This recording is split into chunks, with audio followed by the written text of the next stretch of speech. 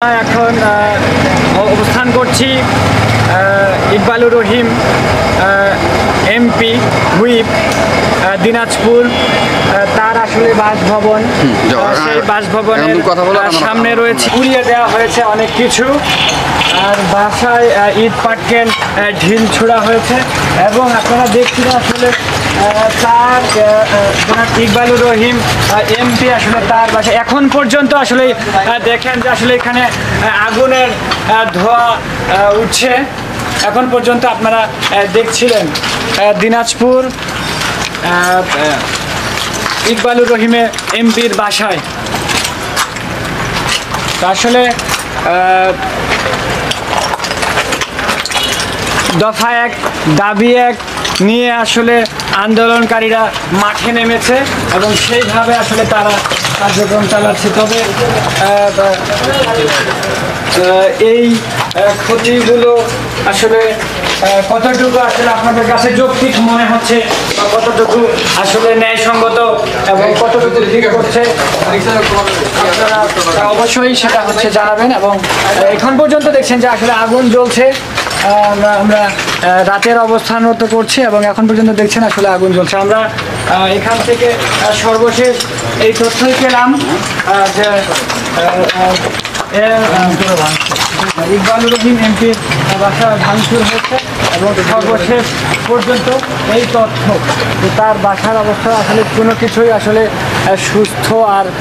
সুস্থ নয় সম্পূর্ণই অসুস্থতা এবং বিভর্ষ হয়ে গেছে ইকবালুর রহিম এমপি হুইপের বাসায় আসলে যে অগ্নিকাণ্ড এবং ধ্বংসলীলা চলেছে এখন পর্যন্ত ফায়ার সার্ভিসরা কাজ করে যাচ্ছে আসলে অক্লান্ত পরিশ্রম করছে এবং ফায়ার সার্ভিসরা এখন পর্যন্ত আসলে কাজ করছে দিনাজপুর ইকবালুর রহিম এমপি বাসার সামনে এবং অক্লান্ত পরিশ্রম করছে আসলে ফায়ার সার্ভিসরা তারা এখানে এই আগুন নিভানোর জন্য এবং বাসাকে বাসায় রাখার যতটুকু চেষ্টা তারা এখানে তারা চালাচ্ছে আসলে এখন পর্যন্ত আপনারা দেখবেন যে এখন পর্যন্ত আমরা দেখেছি যে আসলে আগুন জ্বলতেছে এবং সেই আগুনগুলো নিভানোর চেষ্টা করতেছে কতটুকু আসলে ক্ষয়ক্ষতি হয়েছে এখানে ক্ষয়ক্ষতি তো বলে শেষ করা যাবে না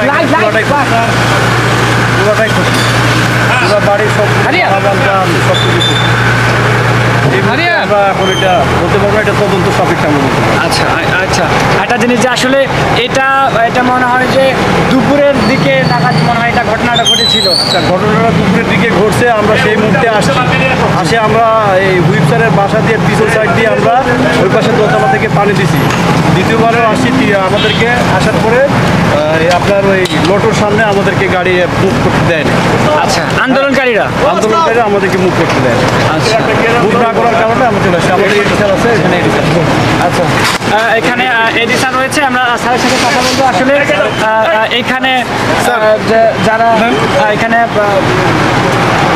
যারা এখানকার দায়িত্বরত রয়েছেন আসলে তারা কাজ করে যাচ্ছে আমরা স্যারের কাছ থেকে আসলে পুরো তথ্যটি আসলে নিব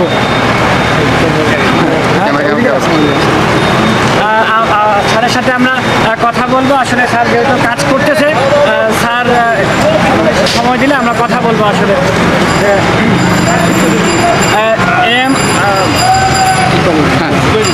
ইকবালুর রহিম এমপি হুইপ আসলে দিনাজপুরের এমপি দিনাজপুরের সেই বাসভবন একদম ধ্বংসলীলা চালিয়েছে সেই আন্দোলনকারীরা এখানে ফায়ার সার্ভিস কর্মীরা এখানে কাজ করছে স্যারদের কাছ থেকে শুনবো আসলে যারা ফায়ার সার্ভিস এখানে দায়িত্ব কর্মরত রয়েছেন যারা কাজ করছেন আসলে সারাদিন ব্যাপী আসলে তাদের কাছ থেকে বিস্তারিত শুনবো আসলে স্যার আমরা জেনেছি যে আসলে ইকবালুর রহিম এমপি হুইপ জনাব হুইপের বাড়ি আসলে বাসভবন ভেঙে এবং অগ্নি নির্বাপক চালা হয়েছে আসলে এটা এখন পর্যন্ত কতটুকু এবং কি ক্ষয়ক্ষতি অবস্থাতে রয়েছে একটু যদি বিস্তারিত জানাতেন আমাদেরকে আমরা প্রথমে আবার 3টার দিকে আমরা মেসেজ পাই যে এখানে হুইপ আমাদের বাড়িতে আগুন লেগে গেছে আমরা আগুন খবর পেয়ে আমরা প্রথমে বের হই বের হওয়ার পরে ওই জেলখানা মোড়ে আসার পরে পিকেটাররা আন্দোলনকারীরা আমাদেরকে পেছে হটাতে বাধ্য করে। আমরা আবার আমাদের স্টেশনে ব্যাক করি। ব্যাক করার পরে আন্দোলনকারী কিছু সংখ্যক ছাত্র ওরা আমাদের যা বলছে আপনারা আসেন, আপনারা আগুন নেবেন।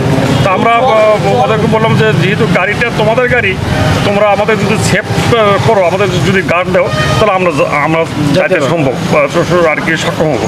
পরে ওরা আমাদের গাড়ির সম্মুখে ওরা ব্যারিকেড দিয়ে আমাদেরকে নিয়ে আসার পর আমরা পেছন সাইডে আগুনটা আমরা পানি দিয়ে নিরাপণ করি।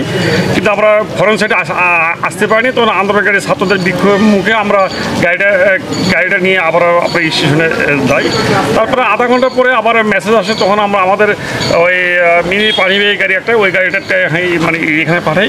কিন্তু এই যে লিলি মোড় ক্রস করার পরে কলার যে আড়ত, এখানে আসার পরে পিকেটাররা আমাদেরকে ধাওয়া করে, এই গাড়িতে ইট পাটকেল নিক্ষেপ করে। তাদের আন্দোলনের মুখে এক পর্যায়ে আমরা পিছিয়ে উঠতে বাধ্য হই। গাড়ি নিয়ে আমরা আবার স্টেশনে ব্যাক করি। ব্যাক করার পরে আমি ডিসি মহোদয়কে বলি, স্যার এই ঘটনা, ওখানে স্যার পুলিশের প্রোটেকশন স্যার আমাদের পক্ষে যাওয়া সম্ভব নয়। ওই মুহূর্তে আমরা পুলিশের কোনো প্রোটেকশন পাইনি। আবার মাগরিবের নামাজের একটু আগে বা পরে এই টাইমে আবার মেসেজ পাই যে ইকবাল রহিম হুইপ মহোদয়ের বাড়িতে আগুন জ্বলছে। তখন আবারও গাড়ি পাঠাই তারা আমাদের টিমের সেই নিচতলাতে আগুনটাকে নির্বাপন করে। এই ইন্ডিপেন্ডেন্ট টাইমে একটা মিছিল আসার পরে আমাদের ধাওয়া করে।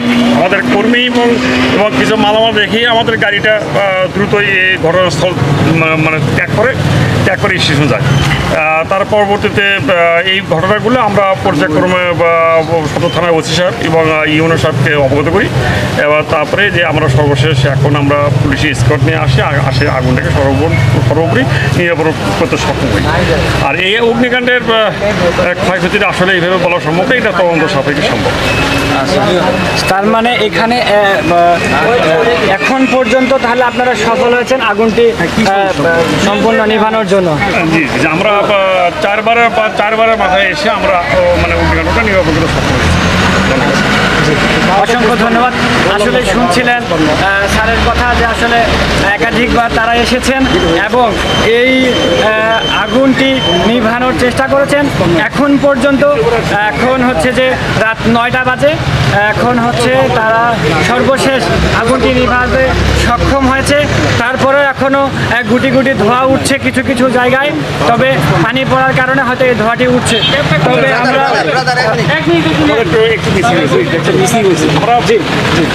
আমরা প্রথমে যে অগ্নিকাণ্ডের মেসেজটা পেয়েছি সেটা 12:55। আবার দ্বিতীয়টা আসি আমরা সোয়া তিনটা কি এরকম 3টে বিক্রি হলো।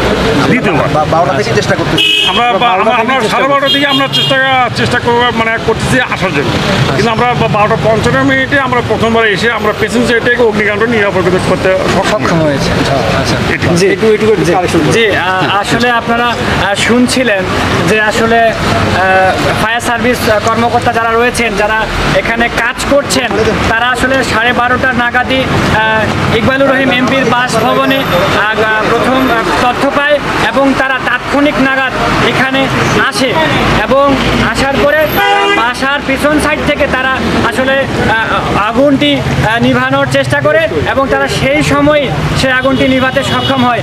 পরবর্তীতে তারা চলে যাওয়ার পরে পরবর্তীতে আবারও সেই বাসভবনে আবারও আগুন লাগে এবং তারা এইভাবেই পরবর্তীতে আবার আসছে। তখন থেকে তারা আসলে অনেক সময় হচ্ছে যে আন্দোলনকারীদের কারণে তারা আসলে সঠিক সময়ে উপস্থিত হতে পারে না এবং তাদের গাড়িতেও আসলে বাধা প্রদান করা হয়েছে। আপনারা দেখেছেন যে আসলে দিনাজপুরের এই সদর হাসপাতাল মোড়, এই চত্বর আসলে আন্দোলনকারীরা পুরাটাই লোক ছিল এবং এই ইকবালুর রহিম এমপি হুইপের বাসায় ধ্বংসাবস্ত্র চালানো হয় এবং তারা এই আগুনটি 12:30 এবং 1টার নাগাদেই তারা আগুনটি নিভাতে সক্ষম হয়। পরবর্তীতে আবারও সে আগুনটি জ্বলে এবং তারা বিকেল থেকে আগুন নিভানোর চেষ্টা করছে এবং এখন রাত 9টা বাজে। এখন তারা আসলে সম্পূর্ণভাবে এই হুইপ ইকবালুর রহিম এমপি বাসভবন অগ্নি নিভানোর সর্বশেষ হিসেবে সক্ষম হয়েছে তারা। দিনাজপুর থেকে ইকবালুর রহিম এমপি হুইপ বাসার তথ্য নিয়ে হাফিজুর রহমান, দিনাজপুর।